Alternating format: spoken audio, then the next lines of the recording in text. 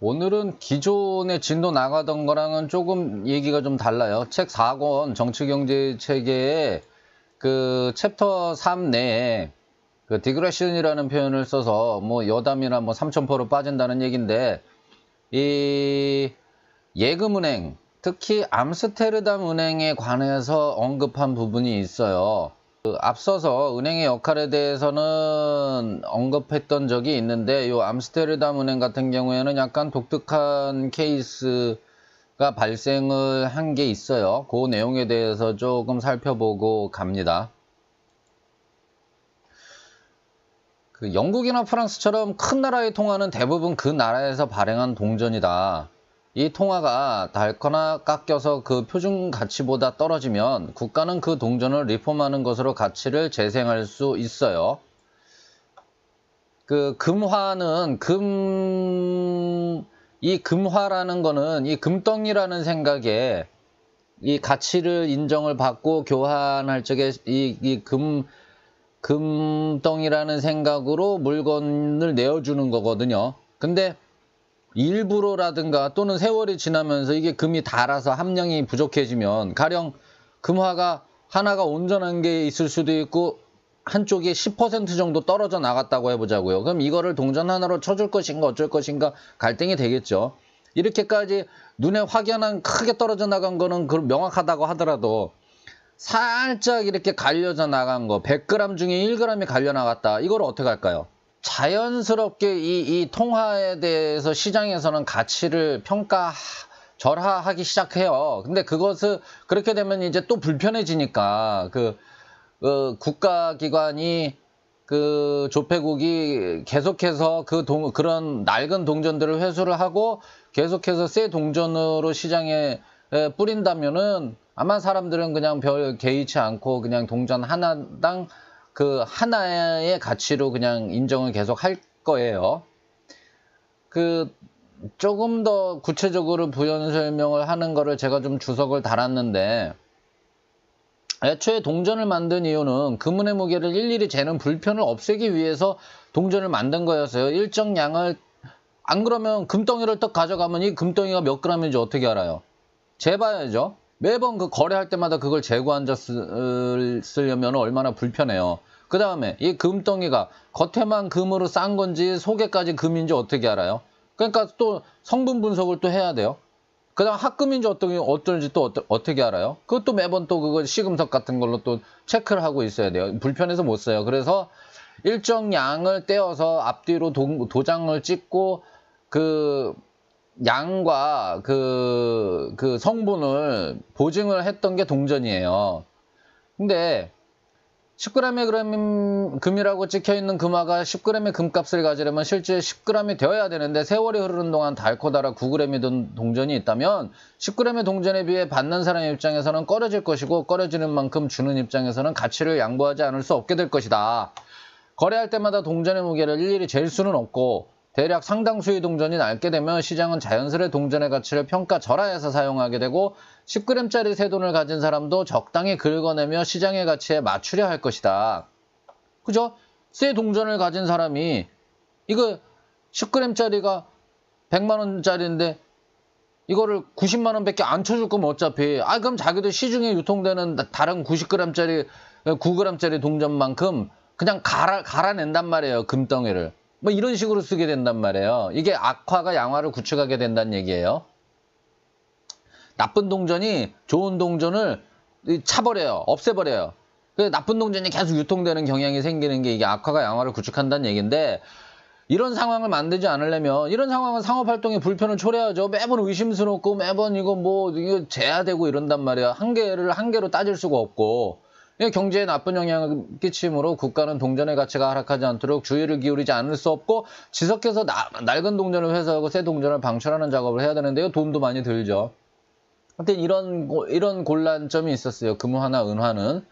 뭐 현대사회는 지폐를 은행이 발행하는 종이 쪼가리에 불과하기 때문에 이런 불편이 사실 없는데, 누가 종이 쪼가리를 떼어내서 어디 다른 연습장으로 쓰겠다고 종이 쪼가리를 떼어내는 바보짓을 하는 사람은 없겠죠.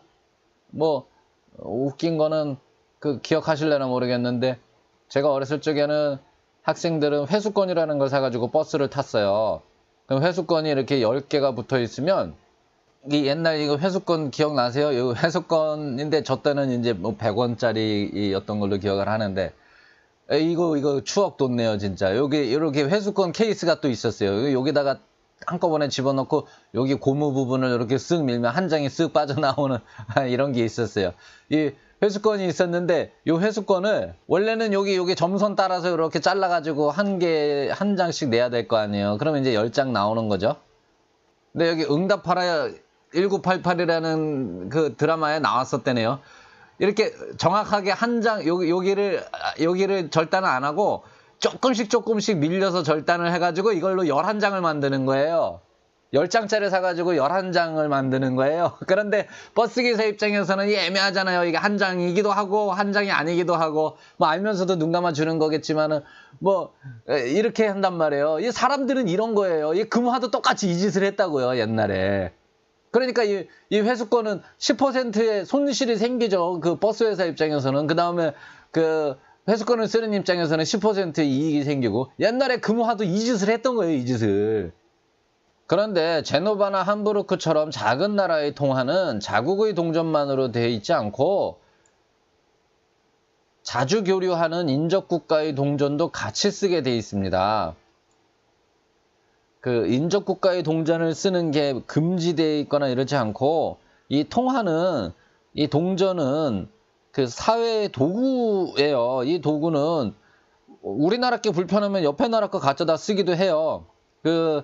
제가 짐바브웨라는 나라가 아프리카에서 그 무가베라는 독재자가 장기 집권하면서 경제를 말아먹은 게 있어요. 그래서 국가에서 이제 그 비용 지출하는데 돈이 없으면은 그냥 에라 모르겠다 돈을 찍어내요. 그러면 그때부터 그 돈은 가치가 이제 사람들이 신뢰를 잃어버리기 때문에 그게 돈으로서 기능을 못해요.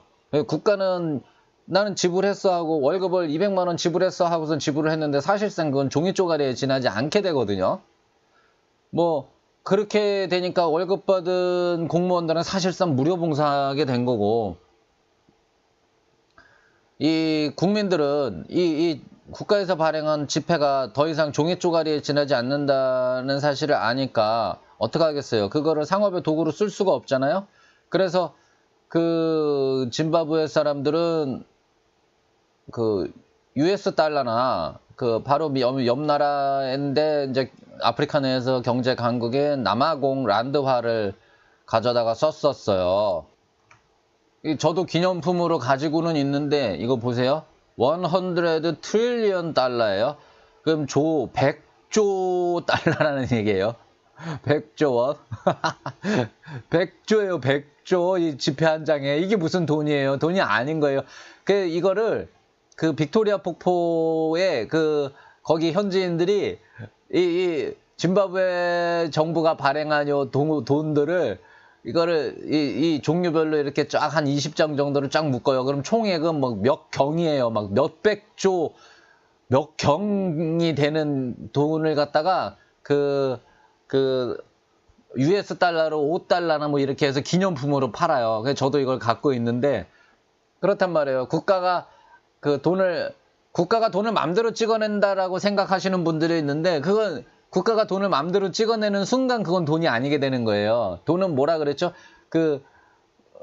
종이 쪼가리예요. 종이 쪼가리인데 이건 어떤 신뢰를 기본으로 하고 있단 말이에요. 돈을 찍어내는 주체도 그 돈에 해당하는 자산을 가지고 있어요. 실물 자산을 가지고 있어야지, 해당하는 자산을 가지고 있어야지 이 돈이 돈으로서 기능을 하는 거지. 그냥 맘대로 찍어낸다고 돈이 되진 않아요. 뭐 보는 김에 남아공 란드화도 보러 갈까요? 이게 돈으로서 기능을 못하니까 이 남아공 란드화를 갖다가 그냥 썼어요. 옆 나라 돈을 갖다가 쓴단 말이에요. 그래야 돈으로 기능을 하는 거예요. 이 남아공 란드화인데 이거 재밌죠? 동물이 다 주인공이에요. 저희 집사람은 이게 좋다고 그러더라고요. 동물 이쁘고 좋다고 그래요. 자, 하여튼 인접국가의 동전도 같이 쓰는데, 그런 경우는 자국의 동전을 리폼하여도 이미 시중에서 유통되는 통화는 자국의 통화만으로 결정되어 있지 않기 때문에 자국의 동전을 아무리 리폼해도 통화의 가치는 좀처럼 재생되지가 않아요. 그러니까 자국의 통화 정책이 잘 먹히지 않는다는 얘기예요. 그래서 이런 불확실한 가치로 인해 이런 나라들의 통화는 저평가되고 상인들이 손해를 보다 보니 환호음의 지불은, 환호음이라는 거는 그 약소금이에요, 약소금. 돈으로 바꿔주겠다는 약소금인데, 이것을 그 동전이 아닌 은행권으로 하도록 법을 정한 거예요. 그 상인들이 거래를 하는데 자꾸 동전이 이제 자꾸 이렇게 같이 역할을 못 하다 보니까 그냥 은행권으로 지불해라 라는 그 법을 제정을 한 거예요. 그래서 그런 은행들은 은행권에 대하여 항상 표준가치의 양화로 지불하도록 했습니다. 이 은행권으로 그 환호음에 지불을 하도록 했고, 은행권을 가지고 은행에 가지고 가면 은행들은 항상 그 다른 동전은 절대로 쓰지 못하고 표준가치의 양화로 지불하도록 했어요. 그러니까 한쪽에 막 이렇게 달아 해저 빠진 그런 동전을 쓸 수 없도록 했어요. 은행은 항상 거의 새 돈으로 지불을 하도록 법을 한 거예요. 그렇게 되면 어떻게 되겠어요? 은행권에 대한 신뢰가 올라가는 거예요. 제가 또 여기다 좀 설명을 좀 달았는데, 국가가 매번 번거롭게 낡은 동전을 회수해서 새 돈을 방출하는 일을 하지 않더라도 언제든지 새 돈으로 바꿔주겠다는 약속만으로 동전의 가치는 유지될 수가 있는 거예요. 그죠? 영국이나 프랑스는 매번 그 돈을 회수해서 새 돈으로 바꿔줬지만 이 암스테르담의 정부는 이 새 돈으로 맨날 바꾸는 작업을 해봐야 별로 효력을 못 발휘하니까 자, 언제든지 새 돈으로 바꿔주겠다라는 약속을 한 거예요. 그랬더니 동전의 가치가 유지가 되더라. 그런 약속을 했다가는 사람들이 일부러 갉아내는 금가루를 감당하지 못할 것이다. 이때 10g짜리 세금화로 바꿔주는 약속증이라는 것이 있다면 그 증서는 언제든 금화 10g의 가치를 가질 것이지만 약속 개념에 불과하니 갉아낼 수도 없고 닳지도 않는다. 지폐는 그렇다는 얘기예요. 지폐는. 사실상 이 지폐는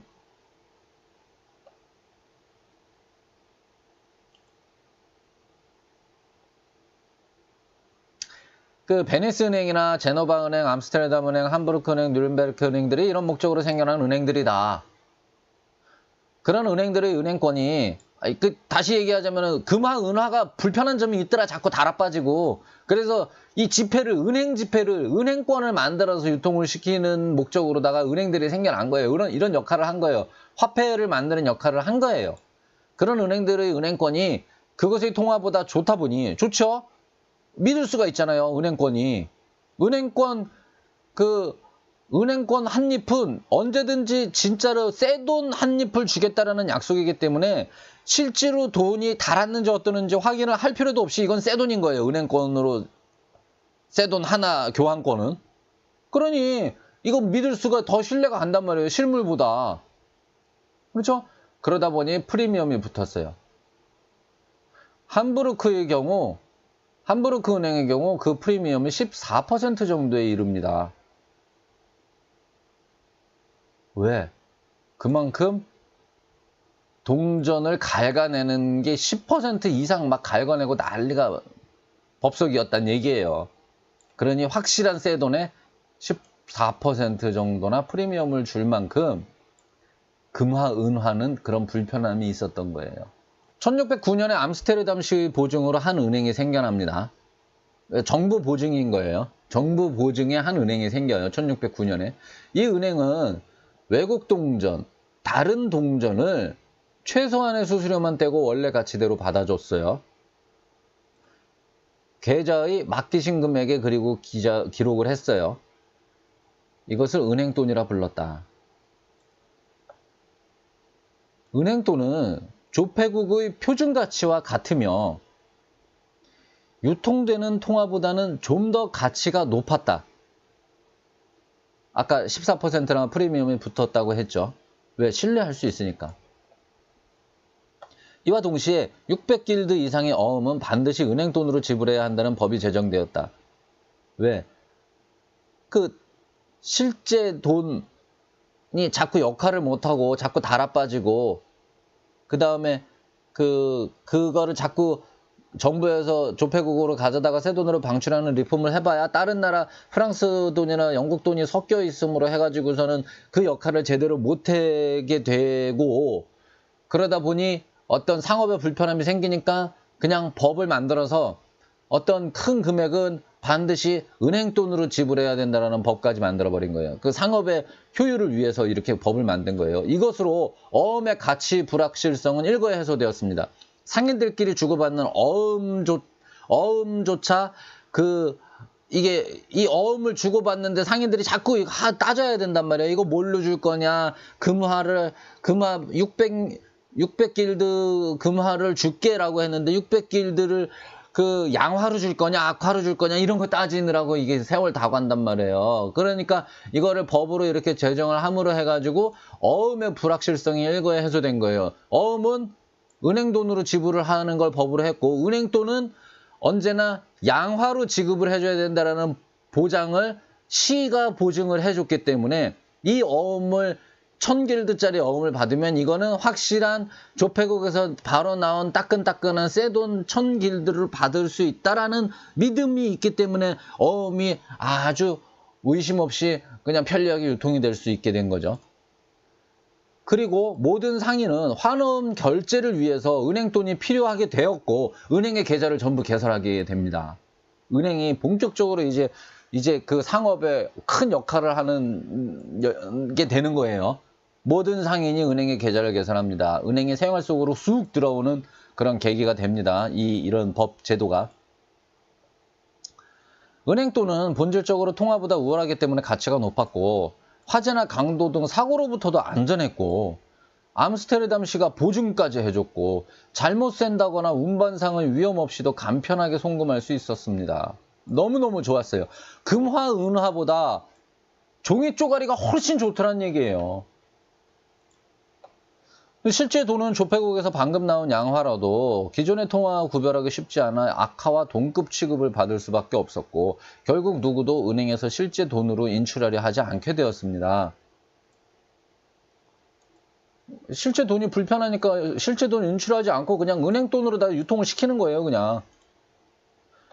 그렇게 맡기는 동전들이 원래 은행의 자본이었어요. 은행에 맡기고 은행 돈을 썼단 말이에요. 은행 돈이라 불리는 것이 전체 가치였는데, 그렇게 맡겨진 실제 금화가 지금은 은행 돈의 전체 금액에서 동전 예금이 차지하는 부분이 매우 작아졌다. 왜 그런지를 이제 설명을 할 거예요.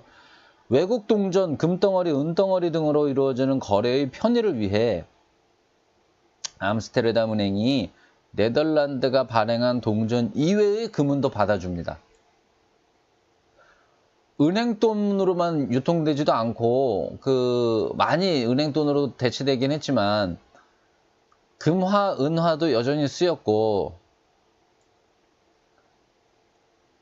네덜란드의 금화, 은화도 여전히 쓰였고, 그 다음에 외국 동전도 자꾸 쓰이고, 그 다음에 실제로 그냥 동전이 아니라 그냥 금괴, 은괴도 그냥 쓰였단 말이에요. 근데 이렇게 쓰이는 그 외국 동전이나 금덩어리, 은덩어리가 이렇게 유통이 되잖아요. 여하간에 가치를 지녔으니까 유통이 된단 말이에요. 이거를 네덜란드 은행, 암스테르담 은행이 받아줘요. 이게 암스테르담 은행이에요. 그렇게 네덜란드가 발행한 동전 이외의 금은도 받아주었는데, 통상의 조폐 가격보다 5% 정도 낮은 가격에 받아줬어요. 그리고서는 보관증을 써줬단 말이에요. 이 보관증은 6개월 이내의 보관증과 원금, 그리고 은의 경우 0.25%의 보관료를 내면 맡긴 금은을 찾아갈 수 있게 해줬어요. 6개월이 지나면 은행이 갖게 되는 그런 체계였어요. 전당포죠, 이게. 전당포예요. 0.25%의 이자를 내면 되는, 6개월에 0.25%니까 1년이면 0.5%죠. 매우 저렴한 이자만 지불하면 되는 전당포 역할을 해준 거예요. 은행이 공식 가격보다 낮게 매입을 해서 5% 낮게 매입을 했죠. 만약에 주인이 안 찾아가면 은행이 그냥 5% 낮게 매입을 했으니까 그냥 5% 마진을 띄고 갖는 거예요. 그 다음 주인이 찾아가면 보관료를 0.25%만 내면 돼요. 그러니까 주인 입장에서는 어떻겠어요? 와, 이렇게 저렴한 보관료만 내면 되니까 은행에다 맡겨요.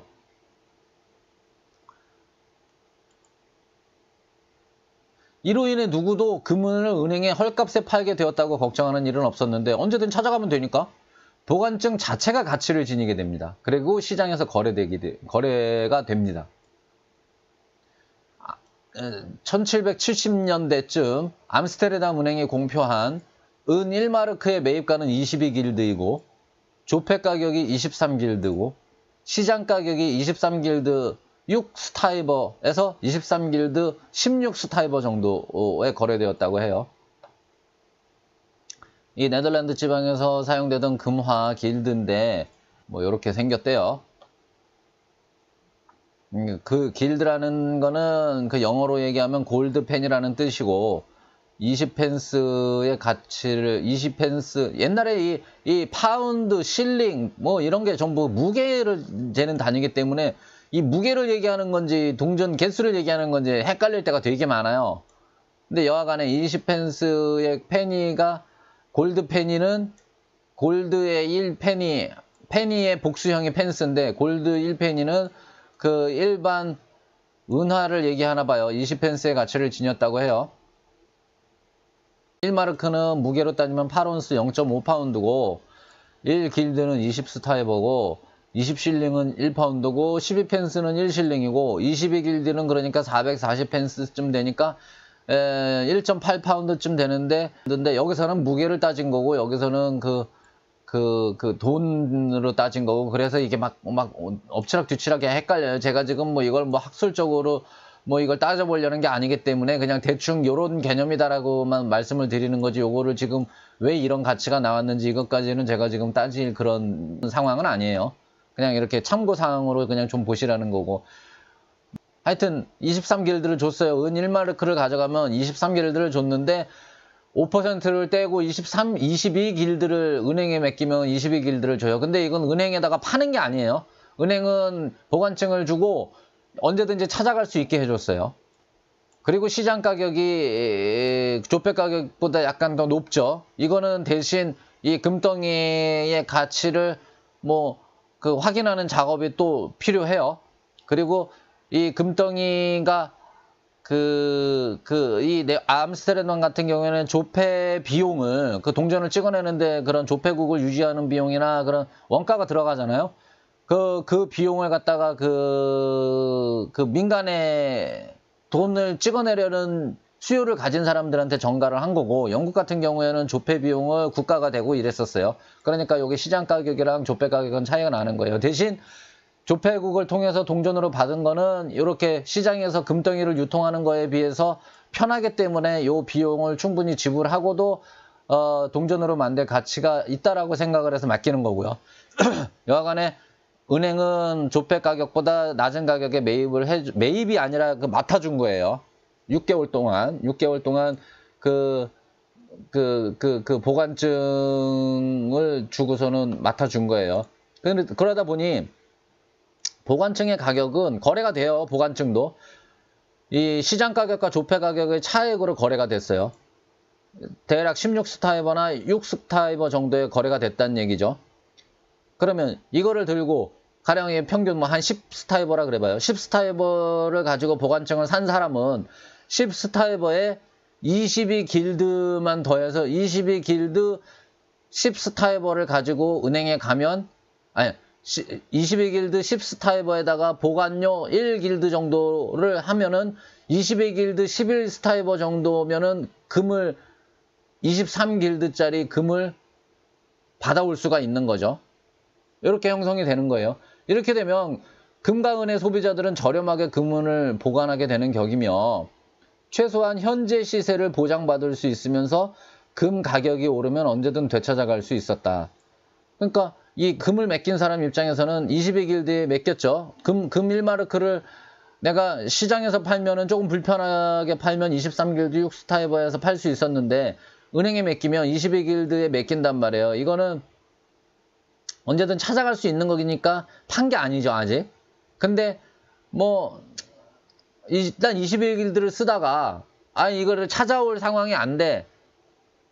그러면 그냥 1길드를 날리고 마는 거냐? 그렇지 않고 갖고 있던 보관증을 시장에 팔면 6스타이버나 16스타이버 정도에 팔 수 있단 말이에요. 그러니까 사실상 조폐 가격 대비 그렇게 큰 손해 나지 않는 선에서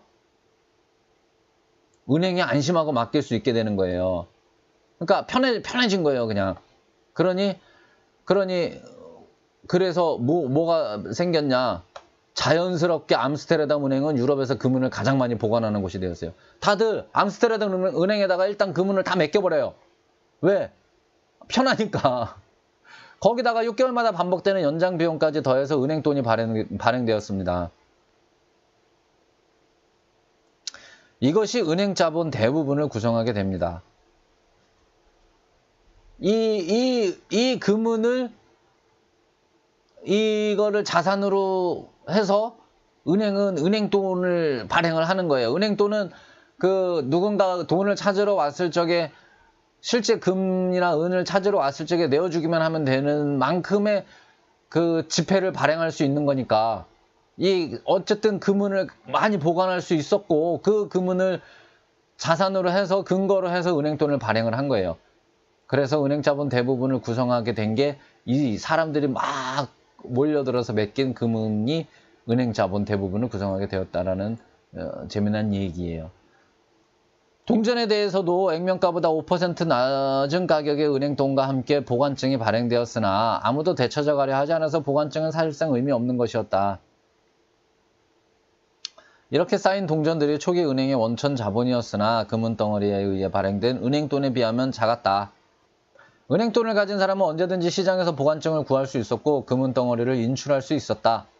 1672년 프랑스가 침공하자 사람들은 금은덩어리로 인출하려 몰렸고 통상 액면가의 2~3%에 형성되어 있던 보관증의 가격이 치솟아 50%를 요구하는 상황까지 이르렀다.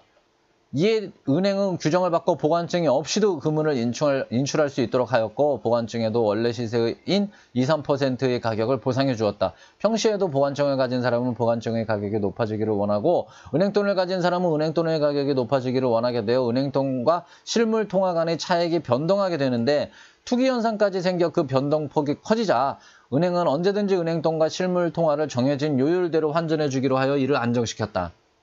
이런 과정을 거쳐서 이렇게 화폐 제도가 생겨나는 거예요. 약간 복잡하지만 그냥 자세히 읽어보시면서 스스로 이해하시기를 바라고 정 모르시겠거든 좀 댓글로다가 질의를 주고받도록 해보자고요. 암스테르담 은행은 맡겨진 돈이나 금은덩어리를 대출하지 않고 그대로 저장소에 보관했기에 언제든 출금 요청에 응할 수 있었고 그렇게 신뢰받았다. 또 시정부가 은행을 보증했는데 매년 바뀌는 정권은 선서와 함께 장부를 대조하며 혹여나 있을 부정을 감시했고 이런 제도도 너무 중요한 거예요. 시장의 신뢰를 유지하기 위해서는. 은행의 계정을 가진 고객은 2,000명이고 평균 1,500파운드를 갖고 있었다. 이는 합이 300만 파운드, 즉 3,300만 길드의 은행 돈이었고 광범위하게 유통되기에 충분한 양이었습니다. 암스테르담시는 은행에서 상당한 소득을 얻었고 원래 이익을 노린 것도 아니었는데 보관 수수료, 이체 수수료, 잔고 불일치 수수료, 금은덩어리 판매 등으로 얻는 수익은 은행을 경영하는 데 드는 비용을 치르고도 남았대요. 은행이 날로 먹는 줄 알았는데 이렇게 이런 똑똑하게 그리고 남들의 모두에게 도움이 되면서 스스로 벌이를 챙겨가고 훌륭하죠. 엄청난 인간의 발명품입니다.